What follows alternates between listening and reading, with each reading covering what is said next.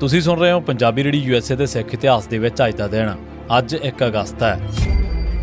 1 ਅਗਸਤ 1863 ਰਾਣੀ ਜਿੰਦਾ ਨੂੰ 16 ਮਈ 1848 ਦੇ ਦਿਨ ਇੱਕ ਕੈਦੀ ਵਜੋਂ ਬਨਾਰਸ ਲਿਜਾਇਆ ਗਿਆ। ਬਨਾਰਸ ਕਿਲੇ ਵਿੱਚੋਂ ਉਸ ਦਾ ਰਾਬਤਾ ਭਾਈ ਮਹਾਰਾਜ ਸਿੰਘ ਅਤੇ ਚਤਰ ਸਿੰਘ ਅਟਾਰੀਵਾਲਾ ਨਾਲ ਬਣਿਆ ਹੋਇਆ ਸੀ। ਜਦ ਇਸ ਗੱਲ ਦਾ ਪਤਾ ਅੰਗਰੇਜ਼ਾਂ ਨੂੰ ਲੱਗਿਆ ਤਾਂ ਉਹਨਾਂ ਨੇ ਰਾਣੀ ਦੀ ਸਿਕਿਉਰਿਟੀ ਵਧਾਉਣ ਦੀ ਬਜਾਏ ਉਸ ਨੂੰ ਹਿੰਦੁਸਤਾਨ ਹੁਣ ਯੂਪੀ ਦੇ ਵਿੱਚ ਚਿਨਾਰ ਦੇ ਸਭ ਤੋਂ ਵੱਧ ਮਹਿਫੂਜ਼ ਕਿਲੇ ਦੇ ਵਿੱਚ ਭੇਜਣ ਦਾ ਫੈਸਲਾ ਕਰ ਲਿਆ। ਇਹ ਗੱਲ ਮਾਰਚ 1849 ਦੇ ਅਖੀਰਲੇ ਦਿਨਾਂ ਦੀ ਹੈ। ਅੰਗਰੇਜ਼ ਰਾਣੀ ਦਾ ਟਿਕਾਣਾ ਲਗਾਤਾਰ ਬਦਲਦੇ ਰਹੇ ਤੇ ਉਸ ਨੂੰ ਜ਼ਲੀਲ ਵੀ ਕਰਦੇ ਰਹੇ। 1856 ਦੇ ਵਿੱਚ ਰਾਣੀ ਨੇ ਅੰਗਰੇਜ਼ਾਂ ਤੱਕ ਪਹੁੰਚ ਕਰਕੇ ਆਪਣੇ ਪੁੱਤਰ ਕੋਲ ਇੰਗਲੈਂਡ ਜਾਣ ਦੀ ਇਜਾਜ਼ਤ ਮੰਗੀ, ਪਰ ਅੰਗਰੇਜ਼ਾਂ ਨੇ ਉਸ ਨੂੰ ਇਸ ਦੀ ਇਜਾਜ਼ਤ ਦੇਣ ਤੋਂ ਨਾ ਕਰ ਦਿੱਤੀ। 1860 ਦੇ ਵਿੱਚ ਰਾਣੀ ਨੇ ਫਿਰ ਅੰਗਰੇਜ਼ੀ ਸਰਕਾਰ ਨੂੰ ਅਪੀਲ ਕੀਤੀ ਕਿ ਉਸ ਨੂੰ ਆਪਣੇ ਪੁੱਤਰ ਕੋਲ ਜਾਣ ਦੀ ਇਜਾਜ਼ਤ ਦਿੱਤੀ ਜਾਵੇ। ਇਸ ਵਕਤ ਰਾਣੀ ਦੀ ਉਮਰ 40 ਸਾਲ ਦੇ ਕਰੀਬ ਸੀ ਤੇ ਉਹ ਸਾਰੇ ਪਾਸਿਓਂ ਹਾਰ ਚੁੱਕੀ ਸੀ, ਬੇਦਿਲ ਹੋ ਚੁੱਕੀ ਸੀ ਅਤੇ ਸਾਰੀਆਂ ਉਮੀਦਾਂ ਖਤਮ ਕਰ ਚੁੱਕੀ ਸੀ।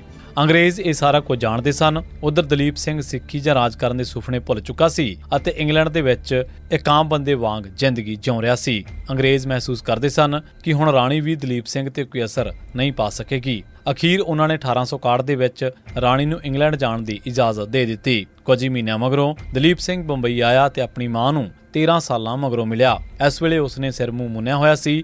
ਪੁੱਤਰ ਨੂੰ ਇਸ ਰੂਪ ਦੇ ਵਿੱਚ ਵੇਖ ਕੇ ਉਹ ਭੁੱਬਾ ਮਾਰ ਕੇ ਰੋਈ, ਪਰ ਉਸ ਦੇ ਰੋਣ ਦਾ ਦਲੀਪ ਸਿੰਘ ਤੇ ਕੋਈ ਅਸਰ ਨਾ ਹੋਇਆ ਅਤੇ ਉਸਨੇ ਸਿੱਖੀ ਸਰੂਪ ਦੇ ਵਿੱਚ ਆਉਣ ਦਾ ਫੋਕਾ ਵਾਅਦਾ ਵੀ ਨਾ ਕੀਤਾ। ਉਹ 4 ਮਈ 1861 ਨੂੰ ਦਲੀਪ ਸਿੰਘ ਦੇ ਨਾਲ ਇੰਗਲੈਂਡ ਵਾਸਤੇ ਰਵਾਨਾ ਹੋਈ ਅਤੇ ਜੁਲਾਈ ਦੇ ਵਿੱਚ ਉੱਥੇ ਪਹੁੰਚ ਗਏ। ਪੁੱਤਰ ਦੇ ਕੋਲ ਪੁੱਜ ਕੇ ਵੀ ਰਾਣੀ ਵਿਚਾਰੀ ਉਦਾਸ ਹੋਣ ਤੋਂ ਸਿਵਾ ਕੁਝ ਵੀ ਨਹੀਂ ਸੀ ਕਰ ਸਕਦੀ। ਉਹ ਅਕਸਰ ਰੋਂਦੀ ਰਹਿੰਦੀ। ਅਖੀਰ ਝੁਰਦੀ ਰੋਂਦੀ ਤੜਫਦੀ ਰਾਣੀ ਜਿੰਦਾ ਆਪਣੀਆਂ ਅੱਖਾਂ ਦੀ ਜੋਤ ਵੀ ਗਵਾ ਬੈਠੀ ਅਤੇ ਹੱਡੀਆਂ ਦੀ ਮੁੱਠ ਬਣ ਕੇ ਰਹਿ ਗਈ। ਉਹ ਬਹੁਤੀ ਦੇਰ ਜਿਉਂਦੀ ਨਾ ਰਹੀ ਅਤੇ 2 ਸਾਲ ਦੇ ਅੰਦਰ ਅੰਦਰ 1 ਅਗਸਤ 1863 ਦੇ ਦਿਨ ਇੰਗਲੈਂਡ ਦੇ ਵਿੱਚ ਚੜ੍ਹਾਈ ਕਰ ਗਈ। ਇੰਜ ਪੰਜਾਬ ਦੀ ਇੱਕੋ ਇੱਕ ਸ਼ਖਸੀਅਤ ਦਿਲਗੀਰ ਹੋ ਕੇ ਇਸ ਦੁਨੀਆ ਤੋਂ ਚਲੀ ਗਈ। ਦਲ ਖਾਲਸਾ ਨੇ 1 ਅਗਸਤ 1980 ਦੇ ਦਿਨ ਪਹਿਲੀ ਵਾਰ ਖਾਲਿਸਤਾਨ ਦਾ ਝੰਡਾ ਝੁਲਾਇਆ। ਦਰਅਸਲ ਮਾਰਚ 1979 ਦੇ ਵਿੱਚ ਸ਼੍ਰੋਮਣੀ ਕਮੇਟੀ ਦੀਆਂ ਚੋਣਾਂ ਹਾਰਨ ਮਗਰੋਂ ਦਲ ਖਾਲਸਾ ਨੇ ਚੋਣਾਂ ਦੀ ਸਿਆਸਤ ਛੱਡ ਕੇ ਖਾਲਿਸਤਾਨ ਦੀ ਮੁਹਿੰਮ ਦੇ ਵਿੱਚ ਤੇਜ਼ੀ ਲਿਆਉਣ ਵਾਸਤੇ ਇਹ ਐਕਸ਼ਨ ਕੀਤਾ ਸੀ। 4 ਜੂਨ 1984 ਦੇ ਫੌਜੀ ਹਮਲੇ ਦੇ ਵਿੱਚ ਅਕਾਲ ਤਖ਼ਤ ਸਾਹਿਬ ਦੀ ਇਮਾਰਤ ਬੁਰੀ ਤਰ੍ਹਾਂ ਤਬਾਹ ਹੋ ਚੁੱਕੀ ਸੀ। ਅਕਾਲ ਤਖ਼ਤ ਸਾਹਿਬ ਨੂੰ ਪੁਰਾਣੀ ਹਾਲਤ ਦੇ ਵਿੱਚ ਲਿਆਉਣ ਵਾਸਤੇ ਇੰਦਰਾ ਨੇ ਬੂਟਾ ਸਿੰਘ ਦੀ ਡਿਊਟੀ ਲਾਈ। ਬੂਟਾ ਸਿੰਘ ਨੇ ਕਾਰ ਸੇਵਾ ਵਾਲੇ ਬਾਬਾ ਖੜਕ ਸਿੰਘ ਤੇ ਕਈ ਹੋਰ ਬਾਬਿਆਂ ਤੱਕ ਪਹੁੰਚ ਕੀਤੀ, ਪਰ ਕੋਈ ਵੀ ਸਰਕਾਰ ਦੀ ਸਰਪ੍ਰਸਤੀ ਅਤੇ ਫੌਜ ਦੀ ਨਿਗਰਾਨੀ ਹੇਠ ਕਾਰ ਸੇਵਾ ਕਰਵਾਉਣ ਵਾਸਤੇ ਨਾ ਮੰਨਿਆ। ਅਖੀਰ ਇੰਦਰਾ ਨੇ ਆਪਣਾ ਪੁਰਾਣਾ ਮੋਹਰਾ ਸੰਤਾ ਸਿੰਘ ਨਿਹੰਗ ਅੱਗੇ ਕੀਤਾ। ਉਸ ਦੇ ਨਾਲ ਕਲੇਰਾਂ ਵਾਲੇ ਡੇਰੇ ਦਾ ਸਾਧ ਨਰੈਣ ਸਿੰਘ ਖੜਾ ਕਰਕੇ ਸਰਕਾਰੀ ਸੇਵਾ ਦੇ ਨਾਲ ਅਕਾਲ ਤਖ਼ਤ ਸਾਹਿਬ ਦੀ ਇਮਾਰਤ ਦੀ ਮੁਰੰਮਤ ਕਰਵਾਉਣ ਦਾ ਫੈਸਲਾ ਕੀਤਾ ਗਿਆ। 1 ਅਗਸਤ 1984 ਦੇ ਦਿਨ ਸੰਤਾ ਸਿੰਘ ਨੇ ਰਸਮੀ ਤੌਰ ਤੇ ਸਰਕਾਰੀ ਕਾਰ ਸੇਵਾ ਸ਼ੁਰੂ ਕਰ ਦਿੱਤੀ। ਜੁਲਾਈ 1988 ਦੇ ਅਖੀਰਲੇ ਦਿਨਾਂ ਦੇ ਵਿੱਚ ਪੰਜਾਬ ਪੁਲਿਸ ਨੇ ਭੁਪਿੰਦਰ ਸਿੰਘ ਉਰਫ ਸ਼ਰਮਾ ਨੂੰ ਇੱਕ ਨਕਲੀ ਪੁਲਿਸ ਮੁਕਾਬਲੇ ਦੇ ਵਿੱਚ ਸ਼ਹੀਦ ਕਰ ਦਿੱਤਾ ਸੀ, ਪਰ ਇਸ ਦੀ ਖਬਰ 1 ਅਗਸਤ 1988 ਦੇ ਦਿਨ ਪਤਾ ਲੱਗੀ।